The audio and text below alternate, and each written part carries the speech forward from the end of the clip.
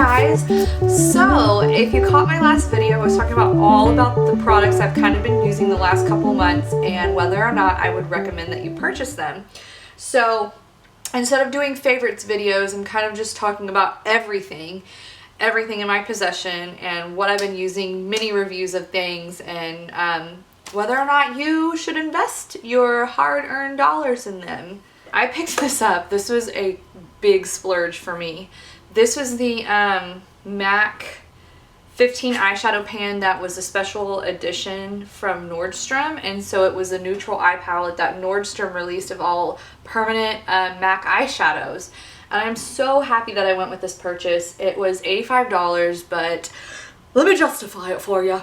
If you were to divide that by, let's do some math, y'all. Math. When you do the math on it, it turns out that these are about $5.60 a piece. If you buy these single eyeshadows in the, not in, you know, just the pans, they're $10. So they're basically half price and you get 15 of them. So I totally think it was well worth the splurge, and the shadows in there are amazing. I love Wedge, which is this one, like this, you know, this brown, really boring brown one, but I love it on the eye. And I love Saddle. I love all that glitters, like, oh, these are so pretty, and Satin Taupe. There's so many really like iconic MAC permanent eyeshadows in this. Like, I was so happy that I went with this. I don't know if it's still for sale. I'll link it if it is. If not, too bad you missed out. Okay, I've bought this Wet n Wild blush called Brush with Destiny, and it's kind of a Fergie one, and I really like it. It's sort of shimmery, kind of reminds me of the NARS Orgasm a little bit, but it more so than Milani Luminoso does. It's super pretty, it's pigmented, I love it. Another Milani product that I brought, I was so excited for this, but it's kind of a fail. And it's the Milani blush in Coralina, and it's a really pretty coral color, but it's got so much like chunky glitter in it, and I don't like that. If you like chunky glitter blush, just hit me up, I'll send it your way. And then this was another kind of fail for me. I mean, I must be the only person, but this is the Anastasia contour kit. I mean, it looks like I've used it a bunch, and I've been using it, but I don't think it's worth it for the price, because I don't feel like these powders are as creamy and as like especially the highlights are just awful. Like, they're boring, especially this one right here. It's like I'm just digging in my hand to finally get some pigment on there, and it's just, I don't care for it.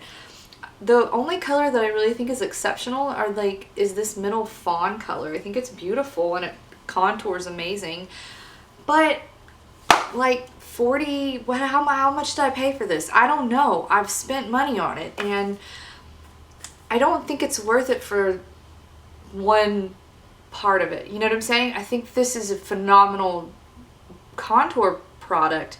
I just don't think that this all together, like, I would just buy this singly, because I know you can. I know you can go on Anastasia's website and just buy fawn, and that's what I think I'll do. Like, if I run out of it, I'm just gonna chuck this contour kit and buy fawn and put it in a Z palette. I've talked about these two before, but I've been loving the L'Oreal True Match. I've talked about it before. It's amazing, super blendable. Love it, love it, love it. I've also been using the CoverGirl Outlast Stay Fabulous 3-in-1 foundation. This looks really gross and funky, but really love this as well. It's almost like my Revlon Color Stay. It's almost quite there. And then I've been using this Ready Set Gorgeous from CoverGirl as well, and I really like it. I've actually used it quite a bit, and it's kind of got a really nice finish. It's buildable coverage. I don't know, it's not like my ultimate favorite, but I've really been enjoying using it. Then Smashbox sent me this foundation. It's the Liquid Halo HD foundation, and I've really enjoyed it. I kind of didn't like it at first, but I think my skin was sort of like looking gross, and nothing made my skin look good with it, so I really liked using this on days that I really want like a dewy, not really dewy, but more of a luminous look. It's not shimmery or glittery, it's just more, it's less matte. I've also talked these to death. They're my Maybelline Fit Me concealers. They are the absolute best drugstore concealers you will find ever. And I have it in a lighter shade for highlighting and a darker, like a more, you know, matches my skin tone for like blemishes and stuff. I absolutely adore these. Like, go get it. I've also been using the LA Girl Pro Conceal. I don't like this as quite as much as I like the Maybelline Fit Me's, but it's really nice. It's wears really well. I don't know. It was really cheap. I think it was like $2. I don't know. I don't remember. I got this in a kit, but I got the Anastasia brow powder and I got it in medium brown, and I really enjoy it when I have a lot of time to do my brows, but it's a little bit, it takes a little bit longer to work with than the Brow Wiz, because I'm just so used to with the Brow Wiz just going, and it came with this little brush, which I really like the brush.